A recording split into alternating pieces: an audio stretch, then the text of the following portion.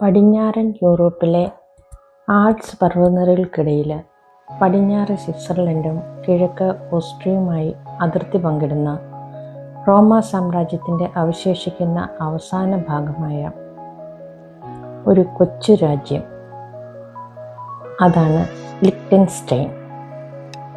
ഇന്ന് ഞങ്ങൾ ലിക്റ്റൻസ്റ്റൈനിലാണ്. ലിക്റ്റൻസ്റ്റൈനിലെ തലസ്ഥാനമായ വഡൂസ് എന്ന പട്ടണത്തിലാണ്.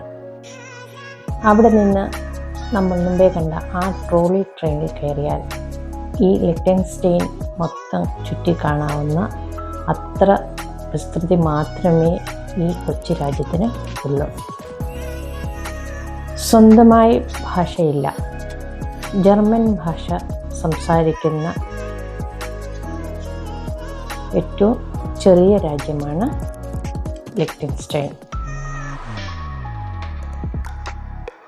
പറഞ്ഞു, സ്വന്തമായ ഭാഷയില്ല, അതുപോലെ തന്നെ കറൻസി ഇല്ല. പക്ഷേ ലോകമെമ്പാടും സാങ്കേതിക വ്യവസായങ്ങൾ കൊണ്ടും ബാങ്കിങ് മേഖല കൊണ്ടും എല്ലാം പ്രശസ്തമാണ് ഈ കൊച്ചു രാജ്യം. അതുകൊണ്ട് തന്നെ ഈ രാജ്യത്തെ സാമ്പത്തികമായി വളരെ ശക്തിപ്പെടുത്തുന്നു. കുറ്റകൃത്യങ്ങളുടെ നിരക്ക് വളരെ കുറവാണെന്നാണ് പറയപ്പെടുന്നത്. അപ്പോൾ അതുപോലെ തന്നെ ഇവിടെ സൗന്ദര്യത്തിൻ്റെയും ശുചിത്വത്തിൻ്റെയും സമാധാനത്തിൻ്റെയും പ്രതീകമായി ഈ രാജ്യം കണക്കാക്കപ്പെടുന്നു.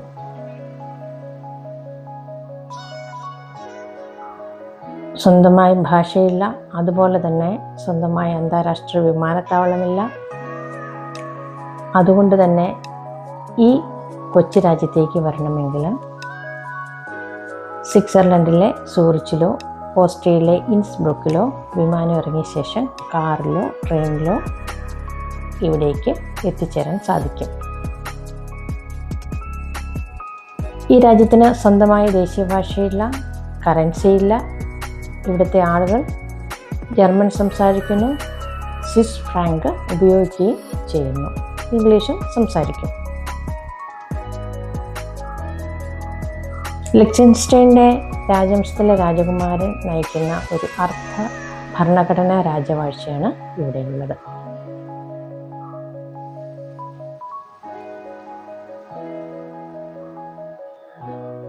മനോഹരമായ മധ്യകാല കോട്ടകളും മഞ്ഞുമൂടിയ ആൽപ്സ് പർവ്വതനിരകളും ഈ കൊച്ചു രാജ്യത്തെ അതിമനോഹരമാക്കുന്നു. ഇതാണ് ലിക്റ്റൻസ്റ്റൈൻ്റെ ഭരണകർത്താവ് താമസിക്കുന്ന രാജകൊട്ടാരം. ടാക്സ് നിരക്ക് വളരെ കുറവാണ്. അതുപോലെ തന്നെ ഇത് ഭൂമിയിലെ ഏറ്റവും സമ്പന്നവും സുരക്ഷിതമായ രാജ്യങ്ങളിലൊന്നായിട്ടാണ് കണക്കാക്കപ്പെടുന്നത്.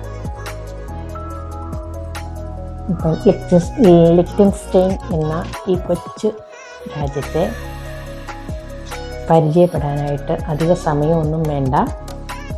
ഈ ട്രോളി ട്രെയിനിൽ ഇങ്ങനെ കറങ്ങി വരുമ്പോഴേക്കും നമ്മൾ ലിക്റ്റൻസ്റ്റൈൻ മൊത്തമായി കണ്ടു കഴിഞ്ഞിരിക്കുന്നു.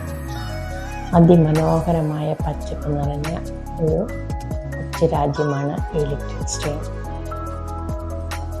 പറഞ്ഞല്ലോ, സ്വിസിനും ഓസ്ട്രിയയ്ക്കും ഇടയിൽ മഞ്ഞുമൂടിയ മലനിരകൾ, ആൽപ്സ് മലനിരകൾക്കിടയിൽ നിൽക്കുന്ന കൊച്ചു സമാധാനപൂർണമായ സന്തുഷ്ടമായ ജീവിതം നയിക്കുന്ന, സന്തോഷപൂർണമായ ജീവിതം നയിക്കുന്ന ഈ കൊച്ചു രാജ്യത്തെ ഈ ആളുകൾ അതീവ സമ്പന്നരാണ്. ഇവിടെ ടാക്സ് നിരക്ക് വളരെ കുറവാണെന്നാണ്. പിന്നെ നഗരവൽക്കരണം അങ്ങനെ കാര്യമായിട്ടൊന്നുമില്ല. അതുകൊണ്ട് തന്നെ അതിൻ്റെ പ്രകൃതിദത്തമായ അന്തരീക്ഷം അവിടെ നിലനിർത്താൻ ഈ രാജ്യത്തിന് കഴിഞ്ഞിട്ടുണ്ട്. മുന്തിരി വൈൻ യാർഡുകളുടെ ഒരു വലിയ കേന്ദ്രം തന്നെയാണ് ഈ കൊച്ചു രാജ്യം. അപ്പോൾ അതുപോലെ തന്നെ പച്ചപ്പ് നിറഞ്ഞ് മഞ്ഞ് മൂടി നിൽക്കുന്ന ഓസ്ട്രിയയുടെയും അതുപോലെ തന്നെ സ്വിസിൻ്റെയും ഒക്കെ പ്രകൃതി സൗന്ദര്യം ഈ കൊച്ചു രാജ്യത്തിൻ്റെ മുകളിൽ കയറി നിന്നാൽ നമുക്ക് ആസ്വദിക്കാൻ സാധിക്കും. കാണാമല്ലോ അല്ലേ, മഞ്ഞ് മൂടിയ പർവ്വതനിരകൾ. അതാണ് ഈ രാജ്യത്തിൻ്റെ ഏറ്റവും വലിയ പ്രത്യേകത.